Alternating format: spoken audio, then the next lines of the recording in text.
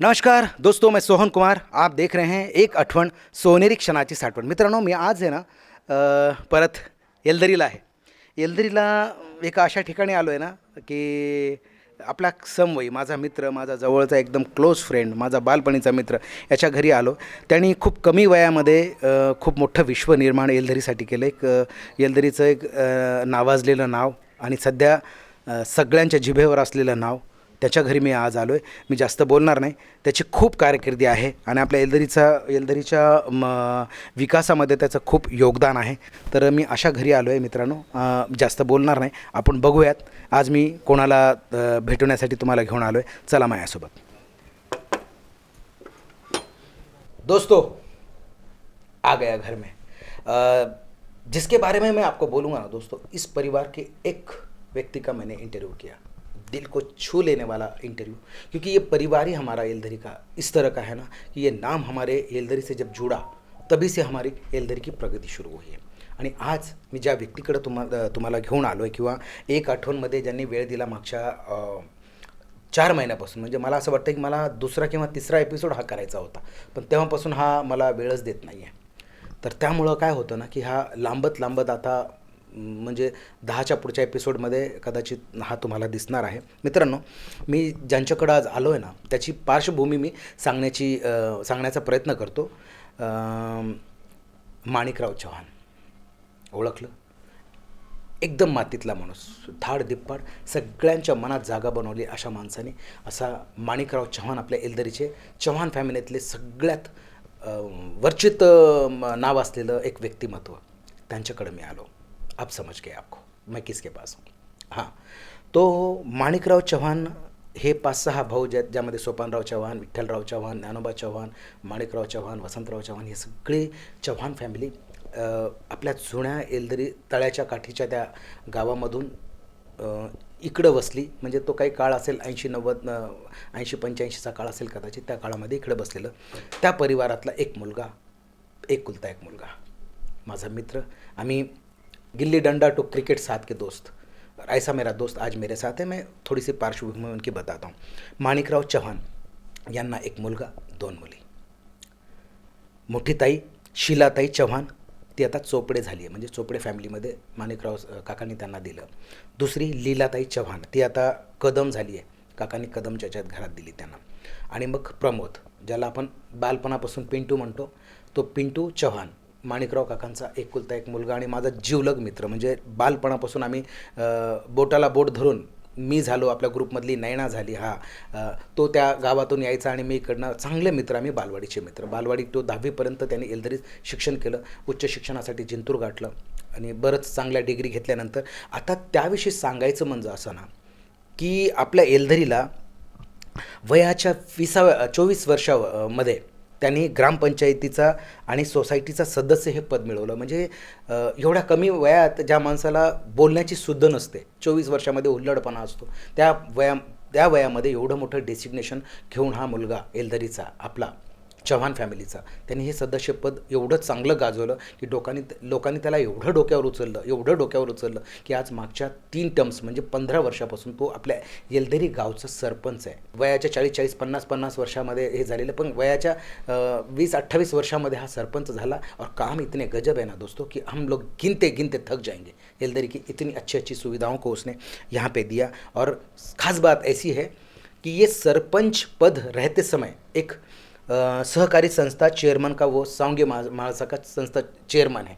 ये इतना बड़ा डेसिग्नेशन आसानी से किसी को नहीं मिलता और ये डेसिग्नेशन प्रमोद चौहान यानी पिंटू चौहान यानी ने हासिल किया हुआ है और बहुत कारकिर्दी है. हम बातों में ये सब बातों पे उजाला डालेंगे. और तुम्ही बघितलं असेल मारुतीच्या मंदिरा बाजूला एक अशी दगडी टाकी होती, तुम्हाला आठवतं की नाही माहीत नाही, पण दगडी टाकी ती तुटली. त्यानंतर ते घाणेरडं पाणी येलदरीला, बिना फिल्टरचं पाणी अख्ख्या येलदरीच्या लोकांना प्यायला मिळायचं. त्यानंतर बराच काळ उलटला, बरीच राजकारणाची उथलपथल झाली. त्यानंतर मग एक जार सिस्टम येलदरीला लागू झाली. ती तर माझ्यासमोर नाही, पण मी मागच्या 10-5 वर्षापासून बघतोय अख्ख्या घरामध्ये जारचं पाणी. म्हणजे जल का इतना बड़ा साठा होने के बाद भी लोग पाणी खरीद के पीते थे, पाणी विकत प्यायचे लोक.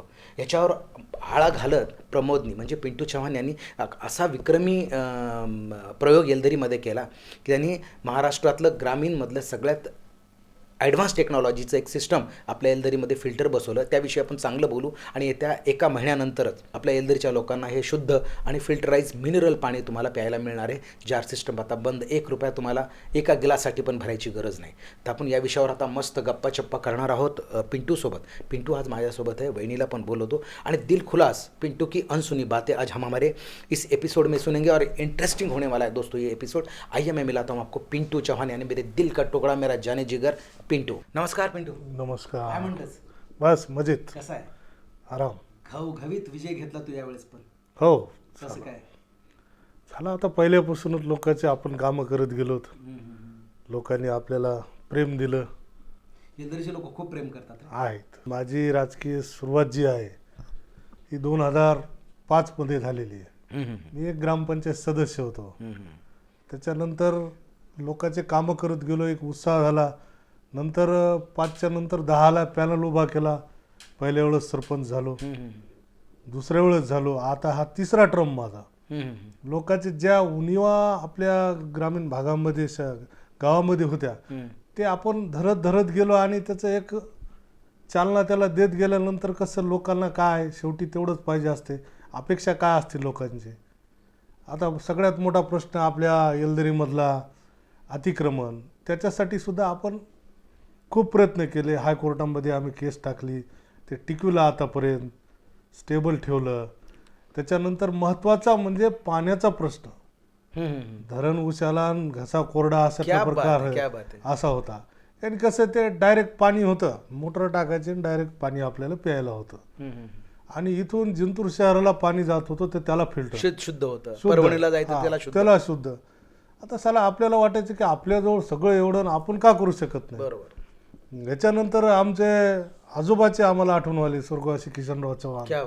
दूरदृष्टी नेते होते. जसे त्यांनी कुठेच भारताच्या धरणामध्ये नाही की जिथं धरण आहे तिथं कॅनल पाणी शेतकऱ्याला, तसं येलदरीमध्ये आपलं एकमेव आहे की कुठेही नाही पण येलदरीमध्ये कॅनल. शंकरराव चव्हाण ज्यावेळेस मुख्यमंत्री ते होते, वसंतदादा पाटील, त्यांनी त्यावेळेस भांडले होते आमच्या जमिनी गेल्या सर्व, आम्हाला काय. तर ते कॅनल लिफ्ट इरिगेशन त्यांनी करून घेतलेलं होतं. अच्छा, म्हणजे ती कॅनल पॅरलाईल करून. नाहीतर असं कुठंच नसतं. धरण जिथे आहे तिथं खाली असते. त्याचं कॅनल म्हणजे ते टर्बाईनच्या माध्यमातून नाही, बाजूला एक छोटा वॉल आहे. त्या वॉल मधून त्या कॅनल मध्ये पाणी सोडायचं. फक्त सावंगी पुरतच होतं. आणि एक चिचखेडा त्या भागात लिफ्ट इरिगेशन होतं. अच्छा, मग आता ती कॅनल बंद आहे सध्या. कॅनल बंद आहे कारण कसं सुधारित गेलं. आणि अतिक्रमण आहे का ते काय? म्हणजे कॅनल बंद झाला. कसा बंद झाला कारण की प्रगतशील झाले, मोटारी निघल्या, डायरेक्ट लोकांनी तळ्यात मोटर टाकून हे केलं, कॅनल बंद झाला. पण ते सांगायचा उद्देश एवढा की त्यांची ती दूरदृष्टी होती की आपल्या इथून चल पण आपल्याला काय फायदा. त्यावेळेस त्यांनी तसं करून घेतलं. मग आम्हाला ते तसं वाटलं की चला आजोबा आपले एवढे पारदर्शी होते, आपण काहीतरी. मग योगायोगानं केंद्र सरकारच्या योजना निघत गेल्या. जलजीवन, राष्ट्रीय पेयजल योजना पहिल्या वर्षी केली मी. दुसऱ्या टर्मला तिनं टाकी उभे केले, पाईपलाईन केल्या. अनंत अडचणी आल्या पाईपलाईन करताना इरिगेशनच्या इलाक्यामध्ये. त्या आपल्याला टाकू देणे केले. पाईपलाईन म्हणतो पूर्ण गावातली? पूर्ण गावातली नवीन पाईपलाईन केली. नवीन पाईपलाईन पूर्ण गावातली. लोखंडी उखडून टाकली. हो, लोखंडी सगळी उखडून टाकली केली. तेव्हाच अनंत अडचणी आल्या. माझ्यावर केसेस झाल्या की तुम्ही या इलाक्यामध्ये पाईपलाईन कशी टाकली. अच्छा अच्छा अच्छा. पण त्याच्यानंतर ते मार्ग निघत गेला, मिटला तो प्रश्न. मग त्याच्यानंतर जी काही पाईपलाईन केली ते व्यवस्थित सगळ्यांच्या घरापर्यंत, पूर्ण घरापर्यंत. जिथं नळ नाही तिथं सरकारी एखादा नळ मध्ये टाकून ठेवला असं काही नाही. पूर्ण हर घर हर नल ही योजना आहे. हर घर हर नल मोदी साहेबांची योजना आहे. ती तुम्ही प्रत्येक घरामध्ये नळ देण्याचं काम आपलं होतं. क्या बात आहे. तर ते आता पूर्ण येलदरी परिसरात. आणि याला ग्रुप एक हिवरखेडा आहे, तिथं सुद्धा केलेलं आहे. तो टेकड्यावरचं गाव होतं हिवरखेडा. येलदरीहून 5-7 किलोमीटर. हिवरखेडा आपल्या सावळी रोडला पहिलं गाव, तिथंही केली. आणि त्याच्यानंतर आता पाहिलं तुम्ही 2 टाक्या पाण्याच्या मोठ्याल्या आहेत. एक 1.5 लाख लिटरची, एक 75,000 लिटरची. आता तिथं आपण फिल्टर एक केलं. परभणी जिल्ह्यामध्ये ग्रामीण मधलं पहिलं फिल्टर हे सावंगी माळसामधलं आहे. पूर्वतत्वावर काम नेलेले. आणि एका महिन्यामध्ये आपल्याला पाणी लोकांना पाजायचं, शुद्ध पाणी फिल्टरचं शुद्ध पाणी पाजायचं आपल्याला. जार सिस्टम बंद. कशाला कोण घेईल. आपलं काय जास्तीत 2-250 रुपये महिना राहील. अजून शासनाच्या निकषानुसार जे असेल तो आणखी कमी.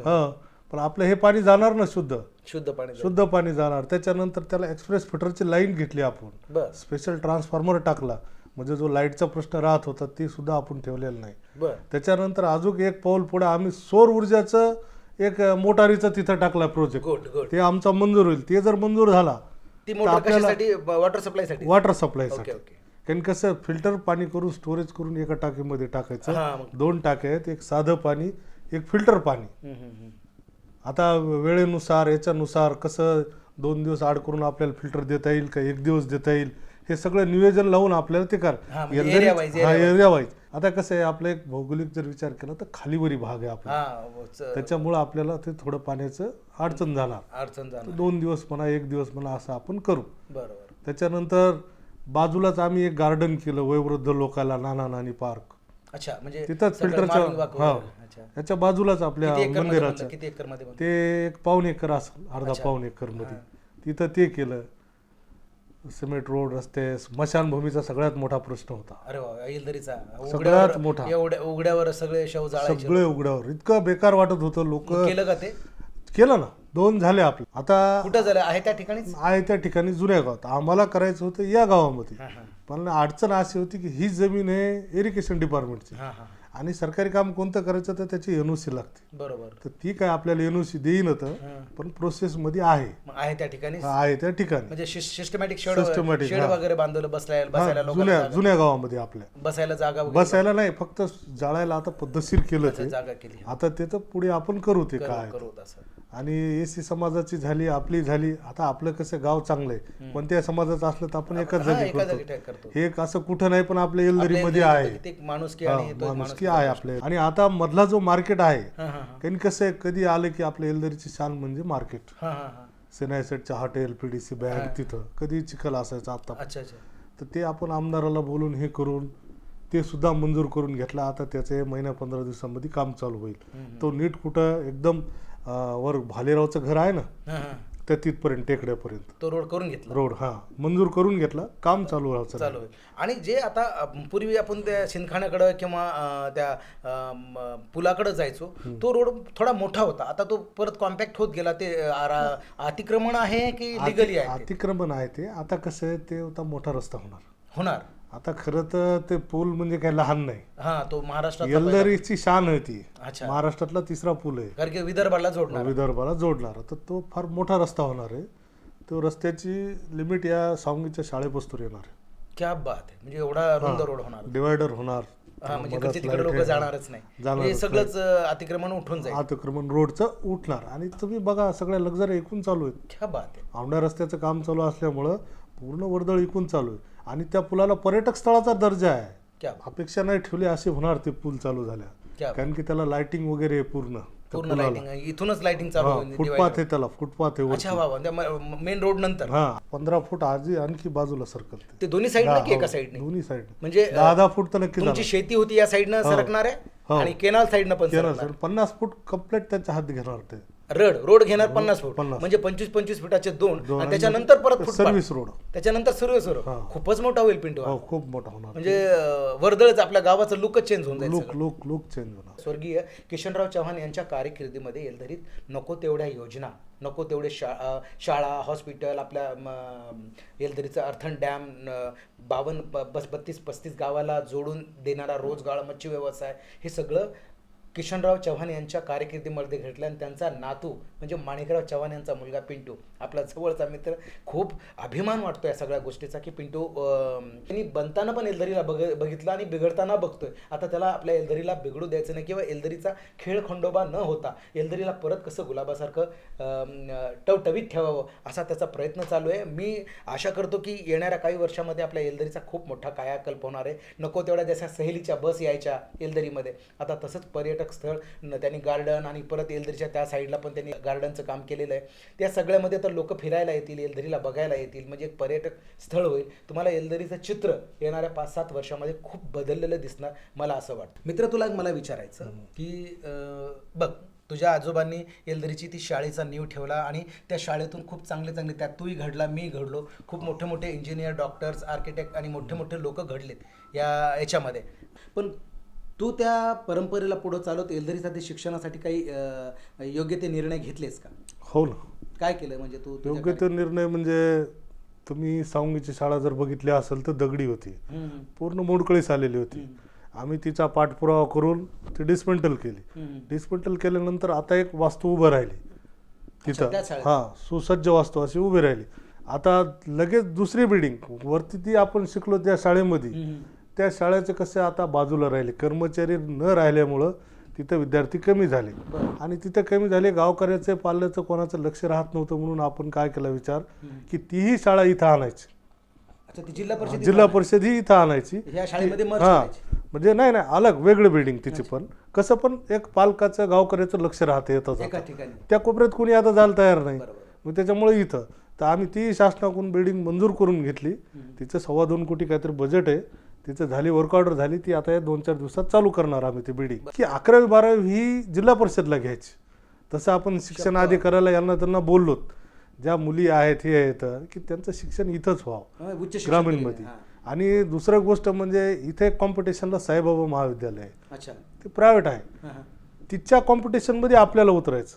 अच्छा. माझं एक पहिल्यापासून ध्येय, तुम्ही त्या शाळेत गेले नसाल, आम्ही खूप शाळेला सहकार्य करतो कधी पण. ग्रामपंचायतचा जेवढा निधी वापरता येईल तिथं आम्ही त्या शाळेत वापरलेला आहे. सावंगमासा शाळेला, जिल्हा परिषदच्या कोणतीही वस्तू असो. आता आम्ही तिथं एक त्या शाळेचं एक बक्षीस आलं आम्हाला, तर त्याच्यात काय करायचं, आम्ही स्टाफ वगैरे आम्ही बसलो आणि त्याच्यामध्ये एक CCTV कॅमेऱ्यामध्ये आम्ही ठरवलं असं की बाबा पाल्य जे आहे पालकाला, आपली मुलगी असो मुलगा असो, क्या बात आहे. की काय करायली आणि गावकऱ्यालाही कळायला पाहिजे की शाळेत आपलं काय आहे. क्या बात आहे. म्हणजे पाल्याला सुद्धा घरून आपला विद्यार्थी गेला का, क्या सही. कोणत्या वर्गात बसला, कोणत्या बाकडावर बसला, एकदम सही. हा, ती म्हणजे पूर्ण CCTV मध्ये कॅमेऱ्यामध्ये कैद करून टाकलेली शाळा. गोष्ट खूप चांगला पिंटू बोलला. आता बघा म्हणजे किशनरावजी चव्हाण त्यांच्या बिलकुल पावलावर पाव ठेवून त्यांचा नातू म्हणजे पिंटू चालतोय. त्यांनी काय केलं, ती शाळा त्यांनी या शाळेमध्ये मर्ज न करता ती बिल्डिंग व्यवस्थित बनवणे आणि अत्याधुनिक पद्धतीची तंत्रज्ञान आणि टेक्निक त्यांनी तिथं वापरण्याचा प्रयत्न. आता याने काय होणार आहे की बघा, ती 10वीपर्यंत ती शाळा तो 12वीपर्यंत घेऊन जातो. म्हणजे तुम्ही, माझी बहीण झालं, तुम्ही झालात, तुमच्या सगळ्या मुली झाल्या, 10वी नंतर शिक्षणासाठी एकतर पॅरेंटला वसमत, परभणी आपले लेकरं बाळं घेऊन त्यांना घर शिफ्ट करावं लागायचं. त्यांनी आता ते उच्च शिक्षण आपल्या एलधरीत अवेलेबल करण्याचा प्रयत्न केला. म्हणजे आता तुम्हाला 10वी नंतर 11वी 12वी साठी तुम्हाला जिंतूरला अपडाऊन करायची गरज नाही. म्हणजे फक्त आता डिग्रीसाठी तुम्ही पुढं जा. आणि दुसरी गोष्ट त्यांनी बोलता बोलता सांगितली की तो CCTV हा जो टेक्निक आहे, आता याने काय होणार आहे की याचं एक्सेस म्हणजे या CCTVचं एक्सेस पॅरेंट्सला जाणार, म्हणजे त्यांच्या आईबाबाला. आता घरून मुलगा निघाला, तो शाळेपर्यंत पोहोचला की नाही, कुठं बसला, काय करतोय, सर कसं बोलतायत किंवा काय चुकलं माझ्या पोराचं, हे सगळं घरी बसून तिच्या आईला जेव्हा सावड मिळेल, वेळ मिळेल, ती बघू शकते माझा मुलगा शाळेत गेला का. म्हणजे तुम्ही शिक्षण संस्थेवर नावच ठेवू शकत नाही, तुमचा मुलगा घरून गेला, तो शाळेत पोहोचला नाही. आणि निश्चितच या शाळेचा येणाऱ्या पिढीला खूप खूप फायदा होणार आहे. सगळं मॅनेज करतो यार. 3-4 टर्मपासून तू गावचा सरपंच आहे, खूप काही लोड आहे तुझ्यावर. म्हणजे एवढे तुला आता मी बोलतोय, तू सारखा बाजूला फोन बंद करतोय, तुला एवढ्या ठिकाणी जायचं आहे, मीट करायचे, आणि नुकतेच इलेक्शन झालं. एवढ्या बिझी लाईफमधून तू फॅमिलीला वेळ देतो का? हो, आता द्यावंच लागतं ना, जेवढं मिळेल तेवढं द्यावंच लागतं. नाही म्हणजे कसं तू मॅनेज करतो यार सगळं? तसंच आता गाव, तसं परिवार, सगळं एक धरून म्हणलं. कधी झालं मित्र? माझं 99ला. 1999. सासरवाडी कुठली? जिंतूर, थिटे, वरुड. अच्छा, थिटे फॅमिली. आणि मुलं मला एक मुलगा आणि एक मुलगी. क्या बात आहे, बहुत अच्छे. आणि वहिनीचा कसं सहकार्य तुला असतं? एकदम चांगलं. तिचं आहे म्हणून तर इथपर्यंत आहे, नसतं काय राहिलं असतं. तेच आता मी बाहेर असतो, सुख दुःख छोटंफार काय असेल तर तेच सगळं मॅनेज करते. अच्छा, म्हणून चलत आहे सगळा गाडा. आणि बाबा कधी गेले? 1-2 वर्ष झालं. माणिकरावच्या. हो. आणि कसं सहकार्य होते त्यांना? त्यांचं तर खूप होतं ना. त्यांनी उघड्या डोळ्याने तुला सरपंच होताना हो पाहिलं. नाही, पण त्यांची इच्छा नव्हती मी राजकारणात यावं. अरे शपथ. नाही त्यांची नव्हती. अरे मग त्यांचं काय म्हणणं होतं? नाही हे ते चांगलं नाही म्हणत होते. राजकारण त्यांचा नव्हता आवडता विषय. विरोध करत नव्हते, पण त्यांचं मनातून नव्हतं हे करावं म्हणून, राजकारण करावं म्हणून. हा, कारण ते उच्च शिक्षित होते, त्या काळातले पोस्ट ग्रॅज्युएट होते ते. अरे बापरे. त्यांना हे पटत नव्हतं. आणि दोन्ही बहिणी कुठे असतात आता? एक परभणी, एक मानवत. म्हणजे आपल्या जिल्ह्यात, परभणी जिल्ह्यामध्ये. हो, परभणी जिल्ह्यामध्ये. आणि काय करते ताई आता? ते काय घरेलू काम. जावई एक सर्व्हिसला होते, सचिव मार्केट कमिटीमध्ये. काय नाव त्यांचं? कदम. काय नाही ना पूर्ण नाव त्यांचं? बालासाहेब कदम, मानवत मार्केट आणि कमिटी. छोट्या ताईचे? नाही, छोट्या ताईचेच. मोठ्या ताईचे कॉन्ट्रॅक्टर आहेत परभणीला, चोपडे म्हणून, रमेशराव चोपडे. रमेशराव चोपडे. हो. वेलसेट ताईला मुलं वेलसेट त्याला मुलं आहेत सगळे मोठाले. ताई ताई एका भाचीचं, हां, भाचीचं लग्न झालं एका. बरं खूप मोठे आहेत ते. तुझे मुलं लहान आहेत की? नाही, माझा एक मुलगा आता MBA झाला. कुठे आहे तू शिकायला? ते आता इथंच आहे, त्याचं MBA झालं, बरं. आता इथंच आहे. तो पण राजकारणात येणार की नाही, राजकारणात नाही. नाही ना? नाही त्याला म्हणजे तू दूर तर ठेवलं? नाही, आता ते MSCBचं कॉन्ट्रॅक्टरशिप करायला एका वर्षातच. बरं. रिकामं राहूस तर म्हणलं काही ना काही. आणि मुलगी छोटी 12वीला आहे. अच्छा, 12वीला आहे. हं. मित्रांनो, एकदम दिलखुलास गप्पा पिंटूसोबत करतोय मी. तुम्हाला असं वाटतं आपण वहिनीला भेटलं पाहिजे? मी काय करतो ना, म्हणजे हा थोडा राजकीय विषय झाला, आपण थोडं पारंपरिक आणि पारिवारिक बोलूयात. मी वहिनीला आपल्या कॅमेरा फ्रेममध्ये बोलवतो आणि मस्त त्यांच्याशी पिंटूच्या काय आवडीनिवडी, एवढ्या बडबडीमध्ये पिंटूला कसं मॅनेज करते वहिनी, आपण जरा वहिनीला बोलूयात. प्रमोद चव्हाणची अर्धांगिनी आपल्या वहिनी आपल्यासोबत आहेत. मस्त त्यांना एक 5-10 मिनटं बोलतं करण्याचा प्रयत्न करतो. वहिनी, पिंटूसोबत लग्न झालं तेव्हा तुमचं, तुम्ही चव्हाण फॅमिलीची सून म्हणून आला, तर पिंटू तेव्हा काय करायचं, म्हणजे प्रमोद तेव्हा काय करायचं? असं फक्त शेतीचं वगैरे काम सांभाळायचं असं काही? हो, शेतीचं काम करायचे. हां. आणि मग तुमचं पायगुण म्हणावं किंवा तुम्ही गृहलक्ष्मी म्हणून घरात आल्या तेव्हापासून बिझनेस वगैरे करणार होते ते. आमच्या सासऱ्यांची, माणिकराव चव्हाण यांची इच्छा होती, यांनी काहीतरी जॉब वगैरे करावं, काही असं. अच्छा, म्हणजे राजकारणात नाही यावं. पण आमचे लहाने सासरे नंबर 2चे ज्ञानबारावची चव्हाण यांची फार इच्छा होती की आपल्या चव्हाण फॅमिलीमधून कोणीतरी जा. नंतर हाच बघल म्हणून. क्या बात आहे, म्हणजे त्यांची त्यांच्या याच्यामुळे म्हणजे आम्ही याच्यामध्ये यांनी इंटरेस्ट घेतला हो. आणि सक्सेसफुल आहे हो वहिनी, असं काही नाही. म्हणजे त्याच्या यशाचं श्रेय येतो तो मला देतो. तुम्हाला कितपत योग्य वाटतं? नाही, तसं त्यांचं पण आहे. आणि घरामध्ये आपल्याला तुम्ही नाही ना विरोध केला कधी राजकारणासाठी? मला सुरुवातीला कारण मी राजकारणी घराण्यामधलीच आहे. तुम्हाला सगळं माहिती आहे, दावपीच सर्व माहिती आहे. त्याच्यामुळे मी यांना जे पसंत केलं तर काही राजकारणात नाही म्हणूनच. क्या बात आहे. मित्रांनो, डायरेक्ट असं बोललं फार कठीण आहे बरं का. बघा, एवढे मोठे मोठे पद मागच्या 3 टर्म्स पासून घेऊन बसलाय, पण पत्नीचं आजही त्यांना असं वाटतं की बाबा राजकारण. माझा सपोर्ट आहे त्यांचे. नाही, आता आहे तो भाग वेगळा. बघा, सुरुवातीला म्हणजे आमच्या दादांना पण, म्हणजे सासरे माझे आहेत ना, यांनाही नव्हतं हे होत आणि मलाही देखील नव्हतं. कारण फार राजकारणी जीवन धावपळी. आता पहिल्यासारखं नाही राहिलेलं राजकारण. किती आपण सहकार्य केलं तरी बी लोक त्याला पळावंच लागतं. म्हणजे अग्निशामकासारखी ड्युटी आहे. जातात ना, मला माहिती तो जातो. माझ्या एका फोनवर आलेला तो, मला त्रास झाला, मी कोणालाच नाही, डायरेक्ट पिंटूला म्हटलं तू पिंटू माझ्याकडे. तो क्षणार्धात आलो म्हटला माझ्यासाठी. आला तो लगेच, त्याला यावं लागतं. जिंतूरून आला होता तो, तो येतो, धावपळ करतो, त्याचा काही नाही. आणि साप वगैरे चावला, ऍक्सिडेंट वगैरे झाला, कसलाही प्रॉब्लेम असो, हे रात्रीचे जातात आणि जावं लागतं त्यांना. जावंच लागते. तुम्ही पण कधीच त्यांना असं हे करत नाही. त्याच्यामुळे तर तो सक्सेस आहे ना आज. त्या कारणानंच आज तो सक्सेसफुल आहे. त्याचं कारणच हे की तो म्हणजे 3 टर्म्स पासून तो आहे. आणि आता हा मी माझ्या एक आठवणच्या टीमतर्फे सांगेल की आता येणाऱ्या आणखी 2-4 टर्म्सपर्यंत तो आता उतरत नाही. बट तुम्हाला याला कसं मॅनेज करता तुम्ही, म्हणजे याचं सकाळचं जे जेवण नाश्ता वगैरे कसं तुम्ही? त्यांना मी 8 वाजता जेवायला देते. सकाळी 5:30ला मॉर्निंग वॉकला उठवते. आताही उठतो? आताही. अरे बाप. आता ही दगदग झाल्यामुळे थोडं त्यांना बरं नसल्यामुळे, थंडी वाढली ना, त्यांना हार्टचा वगैरे प्रॉब्लेम आहे, त्याच्यामुळे थोडंसं तब्येतीला जपावंच लागते. आता सकाळी उठून तुम्ही त्याला नाश्ता वगैरे देता की लगेच तो आपल्या कामावर निघून जातो? मग त्याची येण्याची वेळ परत नाही? एकदा सकाळचं ते गोळ्या वगैरे त्यांच्या ते घेऊन जेवण वगैरे करून गेले, ते घरी येईपर्यंत त्यांचा वेळापत्रक नाहीच. एकदा 2दा कॉल करते, उचलला त्यांनी ठीक, ते पुन्हा नंतर लावतात.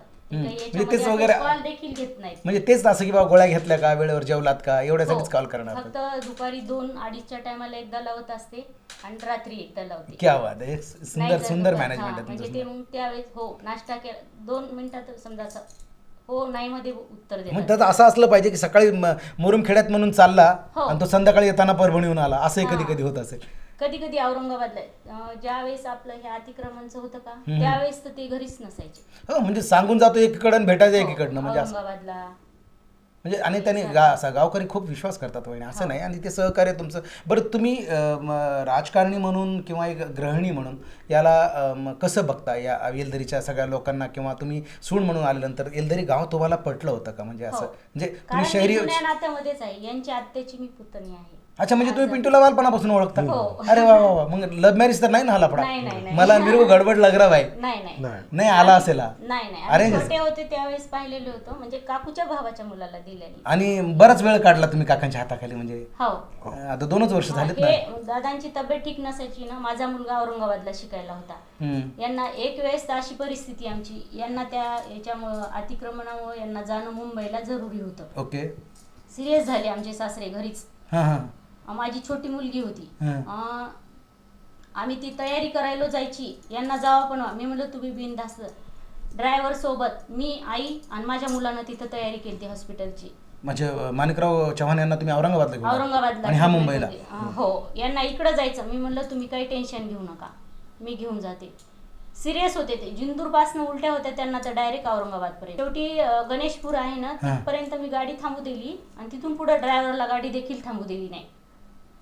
मी मग 2 त्याच्यानंतर- पायावरती गाडीमध्ये बसले, आईला म्हटलं मला सपोर्ट करा, आणि आपलं टावेल वगैरे असतंय ना, हां. त्यांना आली की मी ते driver धाडधिप्पाड लावला होते, ते खाली. धाडधिप्पाड हो, होते हो. परत ते आवरायला पण. त्यांना फार म्हणजे असा. मग त्याच्यानंतर काय मग व्यवस्थित झाली अच्छा, त्यांची त्या तब्येत. केसमध्ये तो जो काही ऍक्सिडेंटल पॉईंट होता त्यातून ते उठले? चांगले झाले नंतर ते. अरे बाप. हम्म. आणि नंतर त्यावेळेस आता त्यांनी अचानकच त्याने शुगर- त्यावेळेस जो निर्णय घेतला, वडील आधी हा. का जनता आधी? यांना जावं वाटत नव्हतं ना, वडिलांना हे करावं का हे करावं, होय, यांना दुविधेत मी होता ना थोडंसं हे तो. केलं.